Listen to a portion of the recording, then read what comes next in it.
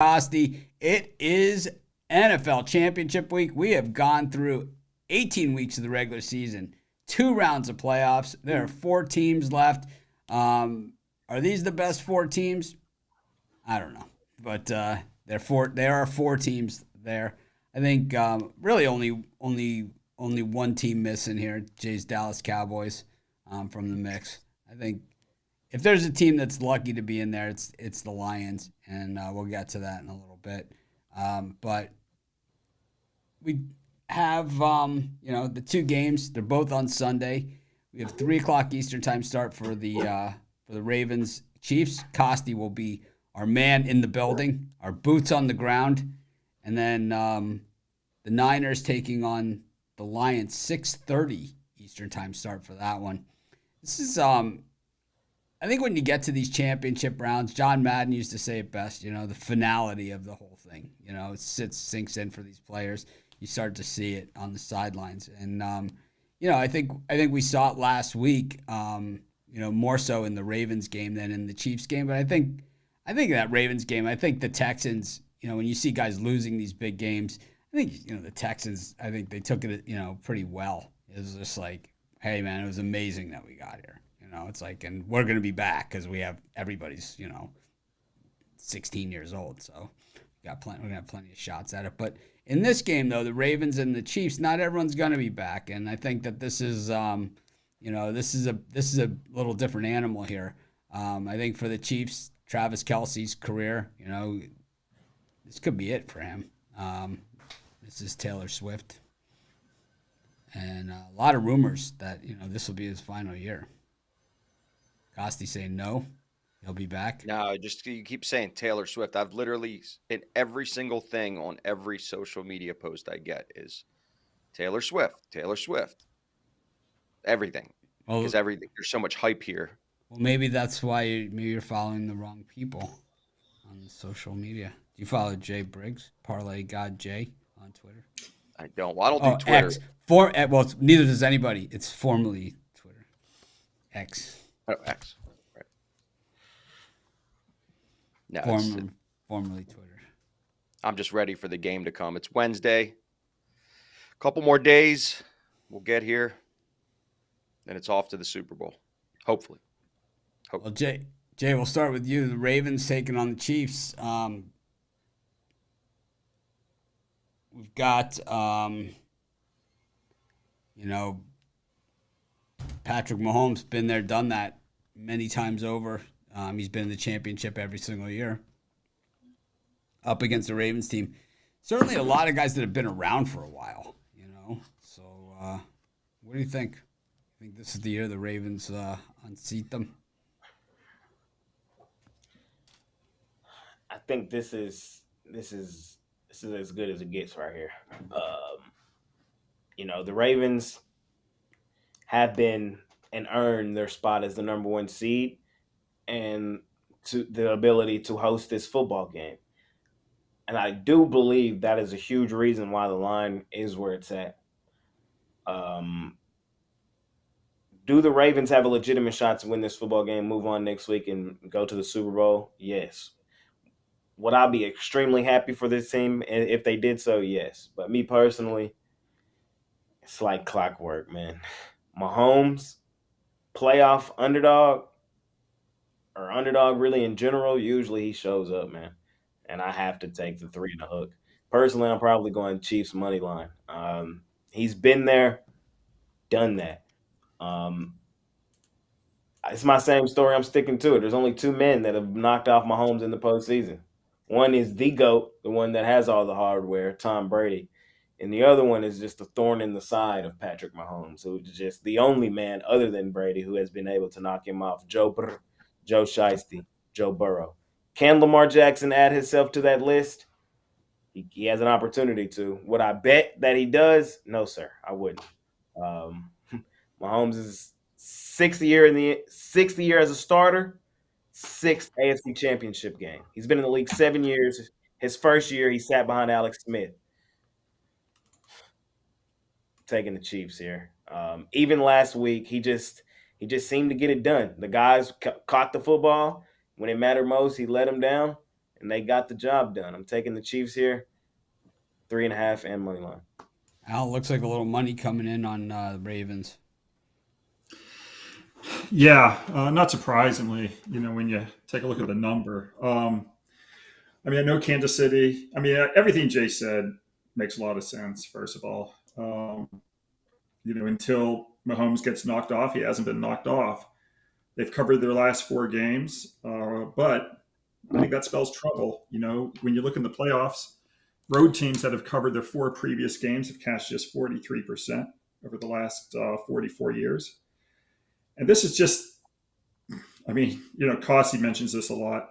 The Ravens have dominated non-division opponents over the years, and especially the ones that have been good teams and own winning records. The Ravens are 82 and 48 ATS versus non-division winning opponents. I'm not going to go against that. Baltimore has just been the better team all season long. They've got the better scoring offense by 6.4 points per game. They've got the better scoring defense by 0.99 points per game. So that's a combined relative scoring margin average of plus 7.4. The Ravens have covered the spread by an average of 8.66 points per game. Kansas City has covered the spread by an average of just 0.02 points per game. So the Ravens' relative point spread differential is plus 8.64. And in the playoffs, when you have relative point spread differentials of plus 6.22 or better, you've covered the spread 61% since 1980 and 71% if you're not laying 8 or more points, which, of course, Baltimore is not. I think when you look at any metric, Baltimore is clearly the better team. And at this price, I'm laying it. Costi with us? No chance. Costi, gone dark here on the Ravens. I'm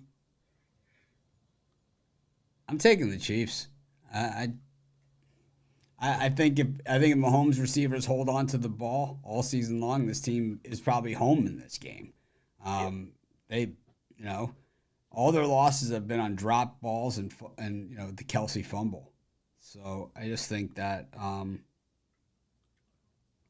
when we look at that, it's hard to go against the guy that just seems in the big moment that he comes up big.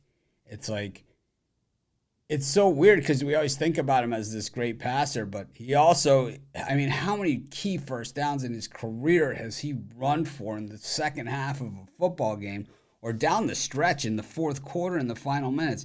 This guy was down by double digits in the Super Bowl and won.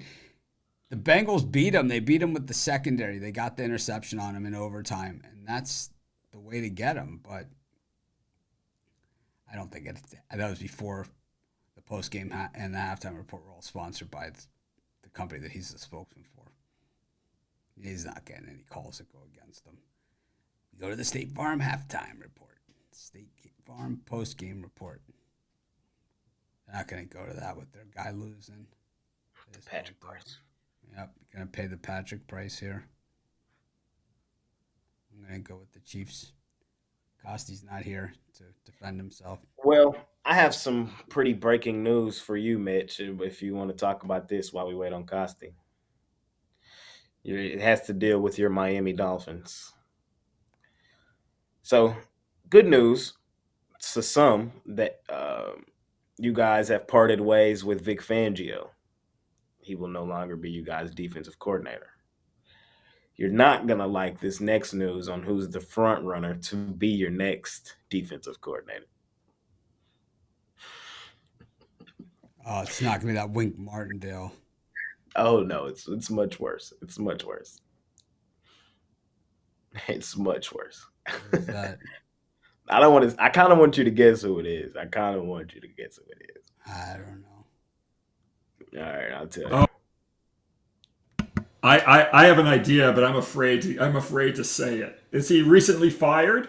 He is recently fired. Are his initials BS? His initials are BS. Oh yeah, I think I know.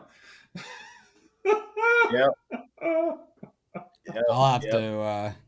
Do you know who we're talking about, Mitch? I know who. The thing is, this is why I don't go to Dolphin games anymore. Isn't he good friends with McDaniel? Isn't that the connection there? Yes. Okay. Yo, McDaniels sucks. Terrible. Good old Staley. I don't think it was so much Fangio's fault. I mean, everyone got so injured in that defense. When they weren't injured, they were fine. They're saying Fangio's probably getting ready to go to Philadelphia and be their defensive coordinator, be closer to home and his family. It's like just retread after retread everywhere you go. Oh man. Yeah. It's not official that it's Staley, but they're saying he's the leading candidate right now. I just thought that was interesting. I just seen it. Oh, yeah, real interesting.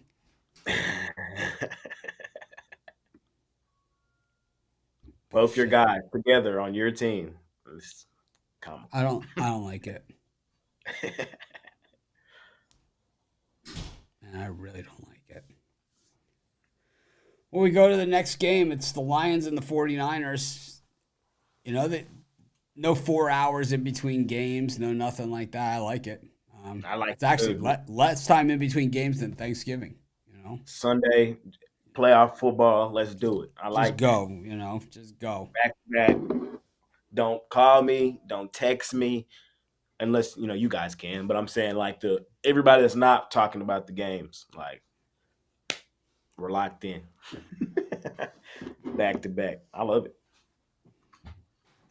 Jay, what do you think of this one? Or Al, what do you think of this one? Oh boy, it's a tough one. Yeah, I'm going to mention something I mentioned last week as well. The 49ers have been a big over team since trading for Christian McCaffrey, and especially at home, they've gone over the total in 12 out of the 18 games. And Detroit this year, they've also been an over team, 12-7 over the total. They've gone over the total by an average of 2.8 points per game. I just see another high-scoring game here. The number's sitting at 51. NFC Conference Championship games also tend to be high-scoring. They've gone over the total 24 out of 42. So I'm going to take this over the 51. We're not going to have the weather issues that we had last week in San Francisco. So has all the makings for a higher scoring game. Jake? I like that over with Big Al as well.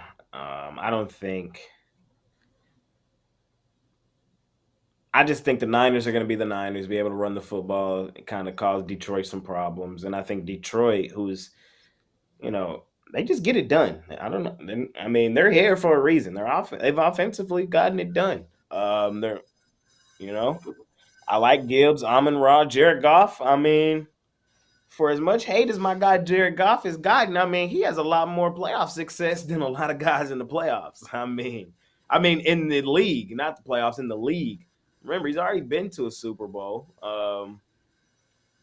Now back in the NFC Championship game.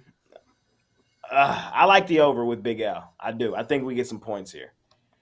The problem side-wise is I think 7 is right on. I think it's dead on. If it was 6.5, I would take the 9. I would. I think they win by a touchdown. Probably late. Probably punch it in. It's not going to be a late field goal. I think they punch it in for the win. But, 7 is right on. So, I think the number's right on. I lean San Francisco, laying the 7. That's probably where I'll be, of course. But I wouldn't be surprised if we pushed in this one. I really wouldn't. Championship games are generally not close games, but I think this one has a chance to be. I think the Lions have a legitimate puncher's chance here. I've not been on the Lions much all season, but I just think the Niners are so overrated. And I think when you look at that game last week against Green Bay, if you look at the statistics from the game, just the stats and the numbers, the Niners would have lost if you went by that. I mean, the Packers beat them in just about every single category. It came down to really 2 interceptions and a missed field goal. 1 extra interception and a missed field goal was really the difference in that game. I think the Lions present a lot more problems offensively than the Packers do. Jordan Love was 21 of 34 with 2 interceptions. And Purdy was 23 of 39 with an interception. The Packers ran for 136 yards. I like the Lions' running attack a lot better than I like the Packers. I don't know. I think they're gonna be able to run on them and get this defense off balance. But I'm gonna take the Lions in the points. Fair. I don't like the Lions' defense. I think it is going to be a higher scoring game, but I think the Lions are going to put points on the board too. They're not just going to lay down. That's for damn sure. The Lions, the last time they played the Niners in playoff game, it was a 3-point game. I don't know if it's on the stats that I'm looking at or not, but I remember the game. The Niners hit a last-second field goal. Ray Wersching to beat them. Billy Sims had a monster game. All right. Well, that's it. Next will be our Super Bowl special. It'll be special because it's Super Bowl, but the shows have gone from 2 hours to 16 minutes. Where's Costi? Costi. So Costi shares. Costi doesn't have a dummy battery in his camera, and his camera died. His battery's dead. That's the problem. I told Jay when he got that camera, I said, you got to get that dummy battery, man. Don't even try it. Don't even think about it. All right. Well, all right. That's the show. We thank everyone for joining us all season. We'll see you guys in 2 weeks for the Super Bowl, which is held in Vegas this year. Okay. And we got the drive-through in a couple hours for folks who want to rejoin us there. We got a